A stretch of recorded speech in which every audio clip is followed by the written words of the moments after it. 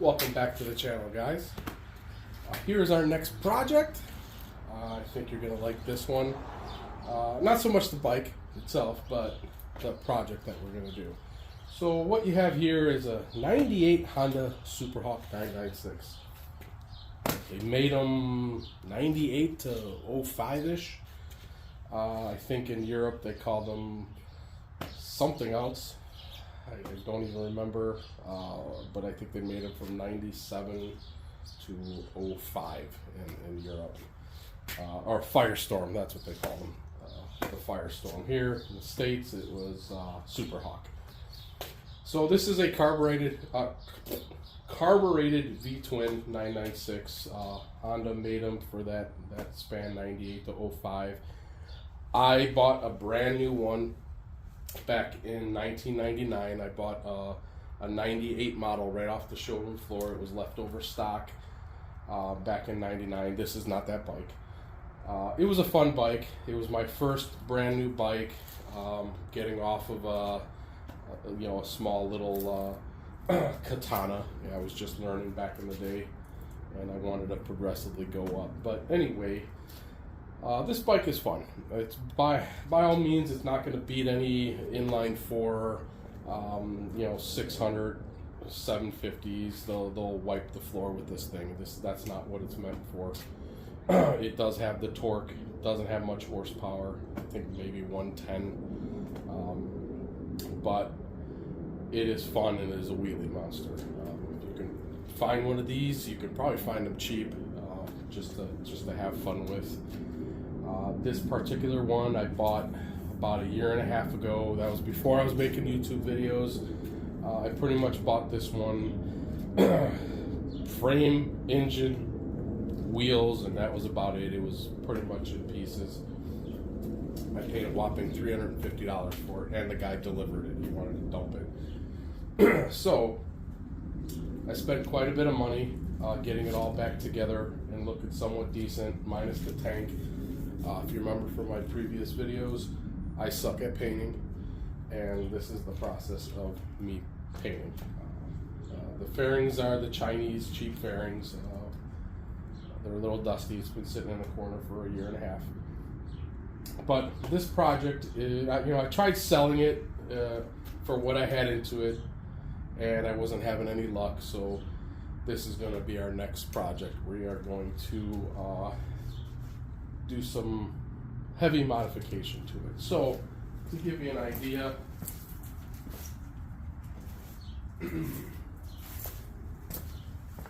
we are going to turbocharge it. So this is going to be my first turbocharged carbureted bike.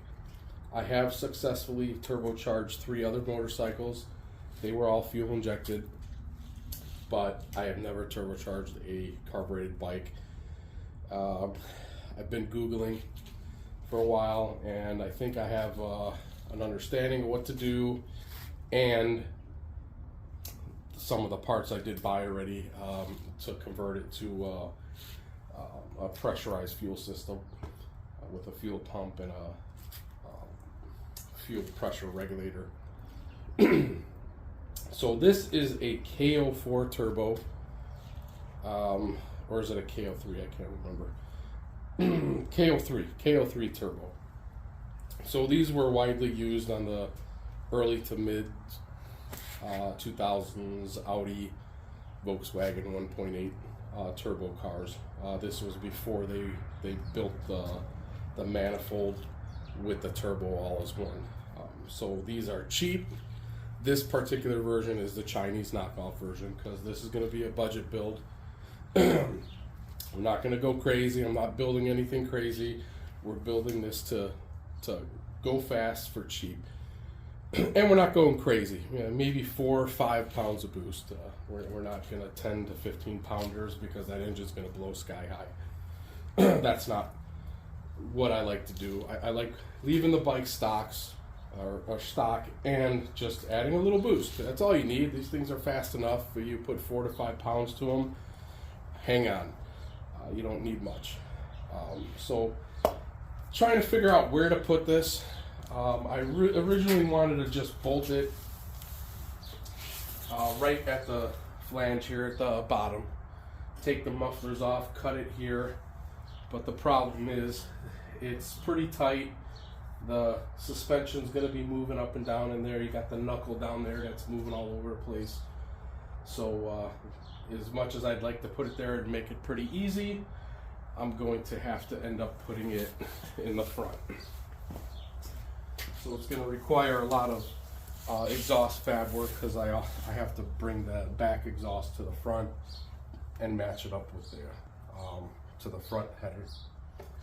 So this is eventually where it's going to sit, and then I think this is the best spot so I can get a nice gravity feed right down to the oil pan. If I went this way, it's very low, so I would need a scavenge pump, and I really don't want to add excuse me, I really don't want to add extra failure points with a scavenge pump. I want it to naturally gravity feed into the oil pan itself. But I have to order more stuff. I got to get some piping. I think that's 1.5 inches. I'll have to measure it, but I'm going to need some piping to run it, and then eventually this is going to be a multiple part build. It's probably going to take months. This is not going to be something quick, so you're going to see this video probably 6, 7, 8, 9 parts, because it's going to be a learning curve as well because of those pesky carburetors. So stay tuned, like and subscribe, and let's do it.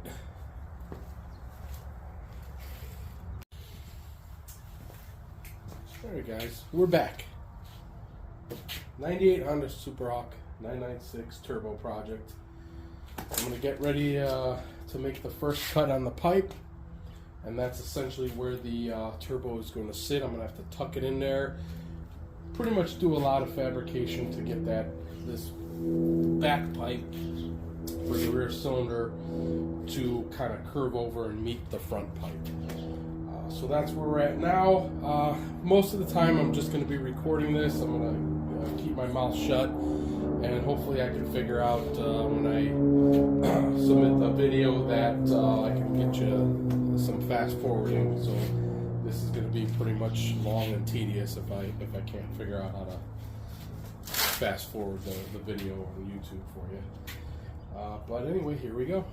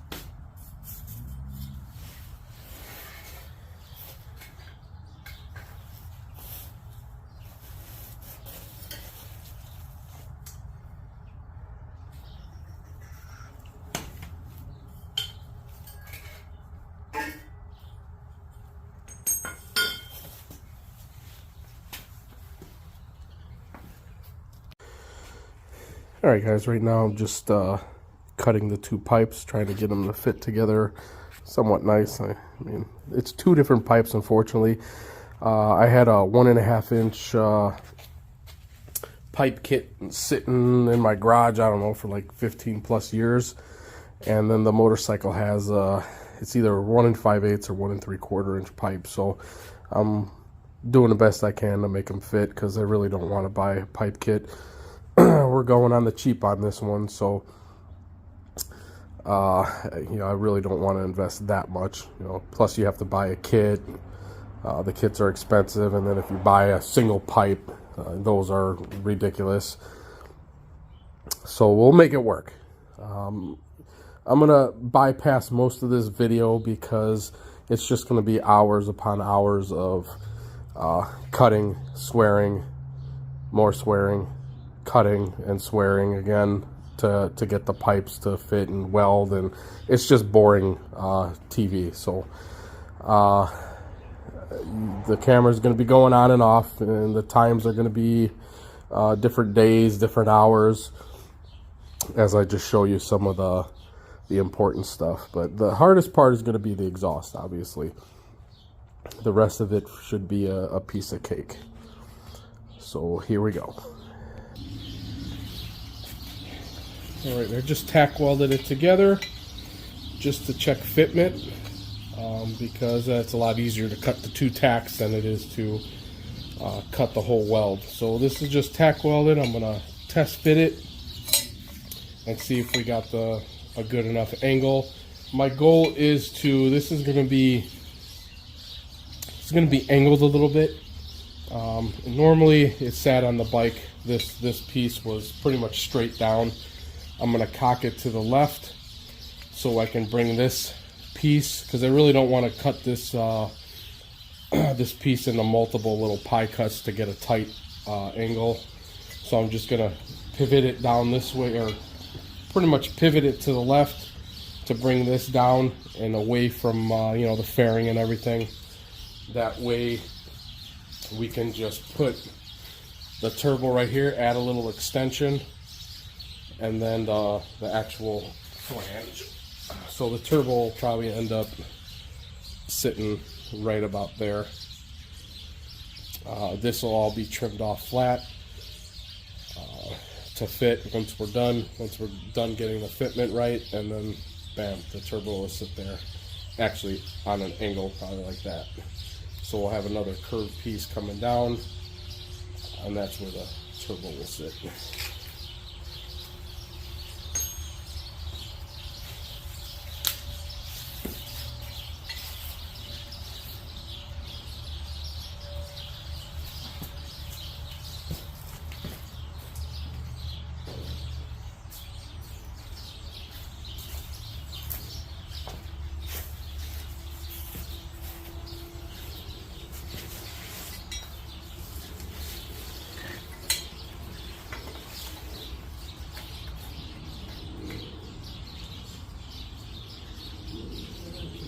Well,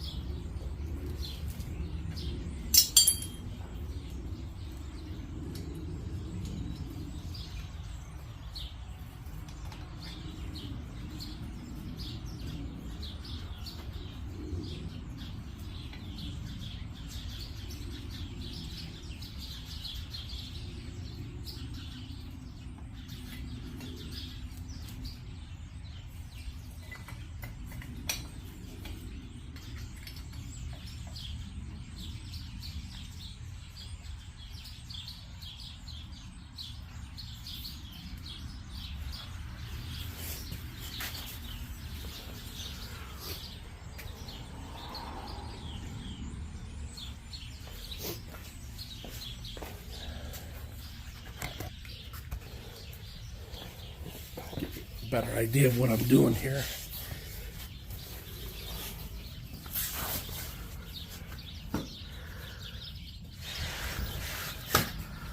So there's the front cylinder, the header that's been cut. We're going to run the other pipe that I cut here. That's That's going to go up this way. This piece is going to, this is the second or the rear exhaust pipe, and we'll cut it somewhere around this curve. All this won't be here because we have to still modify the other pipe, but this is the general idea. And then the turbo will come down. We'll have to put a little angular piece right here to fit the turbo. None of this will be here. It looks like it's going to be in the way of the turbo, but like I said, we are going to cut that to fit.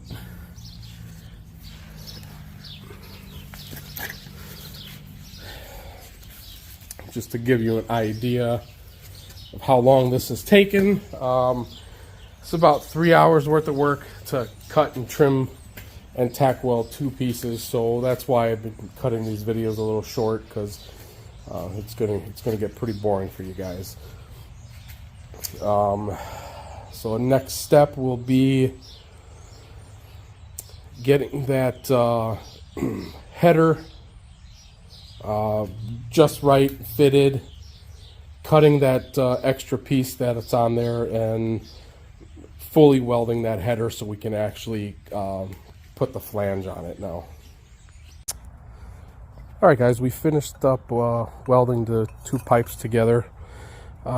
This is my TIG welding of stainless steel and mild steel.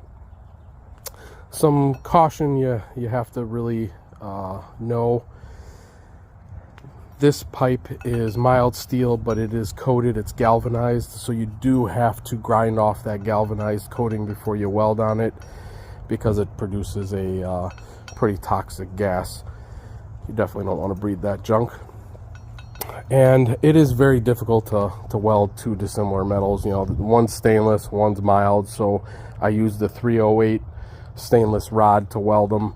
I did not backfill this pipe with argon. It's not that kind of build. I'm not trying to win any medals here. We're just trying to get the bike boosted. So this is the TIG welding. It is pretty sloppy and ugly because it's 2 different size pipes as well, so there's a lot of gaps. It's very, very difficult to TIG weld gaps. This would be a really good example of where you would want to MIG weld. It's much quicker. This took me 30 minutes to weld this up, only because the gaps were freaking huge and I couldn't match them because the pipes are a different size. But we are ready to start cutting the end here and getting the pipe ready to go. Oh, and also, when you don't backfill stainless steel, this is what it looks like. They call it, oh man, can we see in there? They call it sugaring, a sugaring effect. It weakens the weld, and it can fail in the future, but we don't really care about that. This is just for fun. And plus, I'm not a professional welder, and nor do I have the time or the patience to sit there and backfill the pipe with argon. But it's ready to go, to be continued. It's getting kind of late in the day. The sun's ready to go down. I'm beat. Yes, I'm beat from about an hour and a half worth of yelling off camera. It is, my shop isn't designed for, or I should say my garage isn't designed for, welding continuously. I'm doing it on a damn table, teeter-tottering. I had to have my wife hold the pipes together so I can tack weld them. So that's about it. We'll see you next time, guys. Like and subscribe. This is going to be a 2-3 month project, so hang in there. This bike will eventually be done, and we'll get some boost out of it. See you next time.